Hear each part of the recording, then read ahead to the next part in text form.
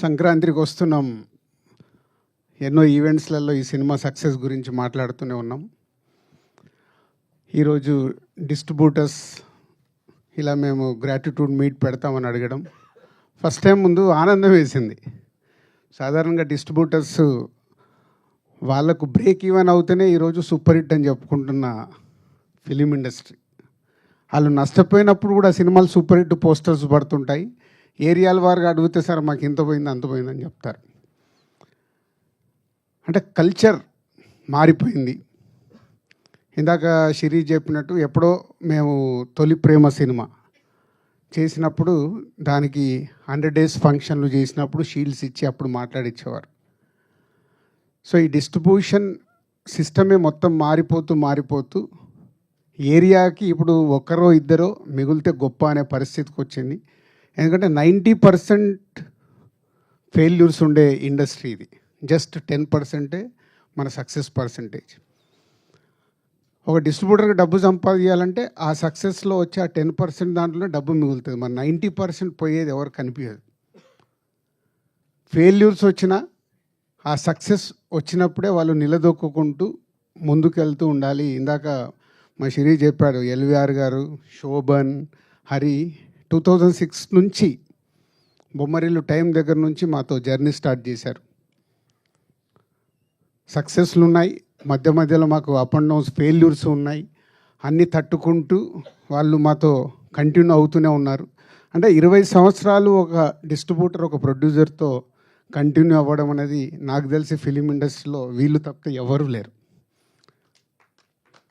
ఒకప్పుడు భార్గవ్ అవార్డ్స్ అన్న ఇలాంటి పెద్ద పెద్ద సంస్థలు అప్పుడు ఉన్నప్పుడు వాళ్ళతో కొందరు డిస్ట్రిబ్యూటర్స్ కంటిన్యూ అయ్యేవారు. ఆ కల్చర్ పోయిన తర్వాత వీళ్ళే ఇదే చివరిది కూడా అనుకుంటున్నాను నేను. ఇలా 20-25 years జర్నీ చేయడం ఒక ప్రొడ్యూసర్స్తో డిస్ట్రిబ్యూటర్స్ అనేది ఇంపాసిబుల్. ఎందుకంటే మా 30 years ఎక్స్పీరియన్స్లో కూడా 22 సంవత్సరాల నుంచి మేము ప్రొడక్షన్ స్టార్ట్ చేసిన తర్వాత 30 సంవత్సరాల మా డిస్ట్రిబ్యూటర్స్గా ఎక్స్పీరియన్స్. మాకు కూడా వెనక్కి తిరిగి చూస్తే 20 ఏళ్ళ నుంచి మాకు ఎవరన్నా ప్రొడ్యూసర్స్ ఉన్నారని వెతికితే నాకు కనిపించట్లా. సో అది థ్యాంక్ యూ ఎల్విఆర్ గారు, హరి అండ్ శోభన్ గారు. అండ్ సంక్రాంతికి వస్తున్నాం. నేను ఒక ప్రెస్ మీట్ పెట్టాను, మీ అందరితో ఇంటరాక్ట్ అయ్యాను సంక్రాంతి రిలీజ్ ముందు. సో 2 సినిమాలు రిలీజ్ ఉన్నాయి, కమ్బ్యాక్ అవ్వబోతున్నామని. అవుతామో లేదని తడబడే లోపే అనిల్, ఎందుకు సార్ మీరు అంత కాన్ఫిడెన్స్గా మీరు స్టేట్మెంట్ ఇచ్చిన తర్వాత అవ్వకుండా ఎలా పోతుందని సంక్రాంతికి వస్తున్నాంతో ఒక సెన్సేషనల్ హిట్. ఇందాక హరి చెప్పాడు, అంటే ఒక 72 daysలో ఒక సినిమాని డైరెక్టర్గా అనిల్ డిజైన్ చేసి వెంకటేష్ గారు లాంటి ఒక సీనియర్ ఎక్స్పీరియన్స్ హీరోతో వాళ్ళు ప్లాన్ చేసి ఒక బాల్ని 6 కొడితే ఎలా ఉంటుందో ప్రూవ్ చేశారు. అంటే బడ్జెట్లు ఇంపార్టెంట్ కాదు, కథలే ఇంపార్టెంట్. కానీ ఇది మర్చిపోతాం. మేమన్నీ కూడా కథలతో మొదలుపెట్టిన సినిమాలే కొత్త దర్శకులతో తీసినప్పుడే మేము మా సంస్థలో ఎన్ని క్లాసిక్స్ వచ్చాయో ఎన్ని సక్సెస్లు వచ్చాయో అందరికీ తెలిసిందే. మేము కూడా అందరిలాగా కాంబినేషన్ సినిమాలకని అటు కొంచెం లాస్ట్ 4-5 years నుంచి తరబడుతూ ఉన్నాం.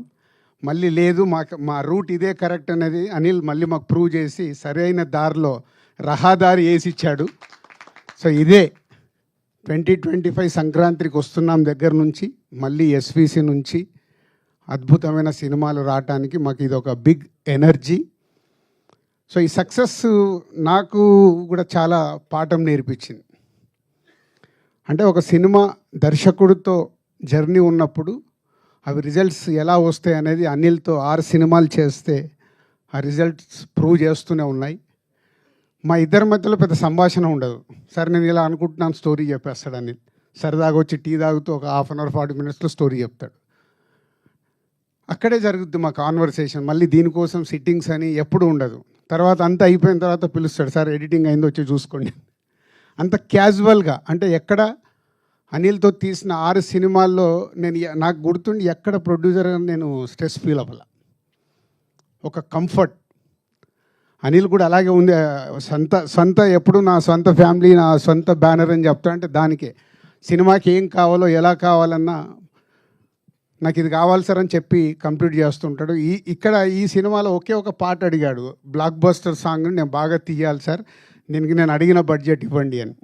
అలాగే దాని విజువలైజేషన్లో అద్భుతంగా తీసి ఈరోజు ఈ సినిమాకి అదొక రీజన్ ఇంత పెద్ద సక్సెస్కి. Thank you Anil, thank you very much. Already Shirish మొన్ననే చెప్పేశాడు, ఎక్కడో పడిపోబోతున్న మమ్మల్ని తీసుకొచ్చి నిలబెట్టి మళ్ళీ ఇంకొక 10 సంవత్సరాలు మళ్ళీ తిరుగు లేకుండా సినిమాలు తీస్తాం. ఈ రిజల్ట్స్ 100% వస్తాయి. ఒక సినిమా మీద కష్టపడి చేసినప్పుడు రిజల్ట్స్ వస్తాయని ఎప్పుడూ తెలుసు. అలాంటి స్పీడ్ బ్రేకర్లు మాకు వస్తూనే ఉన్నాయి. ఈసారి స్పీడ్ బ్రేకర్ కాదు, కోవిడ్ దగ్గర నుంచి గతుకు రోడ్లలో ట్రావెల్ చేస్తున్నాం, మళ్ళీ తార్ రోడ్ ఎక్కిచ్చావు. ఈ తార్ రోడ్ జర్నీ కంటిన్యూ అవుతుంది. And thank you Anil and Venkatesh garu, ఈరోజు ఇక్కడ లేరు. బట్ ఎప్పుడు నేను చెప్తుంటాను, ప్రొడ్యూసర్స్కి ఎలా సపోర్ట్ చేయాలి, ఒక హీరోగా సినిమాని ఎలా వేస్టేజ్ లేకుండా కంప్లీట్ చేయించాలి అనేది రామానాయుడు గారు అబ్బాయి కాబట్టి అక్కడి నుంచి వచ్చిన క్వాలిటీస్ అవి. సో ప్రొడ్యూసర్స్కి ఇచ్చే రెస్పెక్ట్ మామూలుగా ఉండదు. అందుకే వెంకటేష్ గారితో 4 సినిమాలు అద్భుతంగా చేయగలిగాం.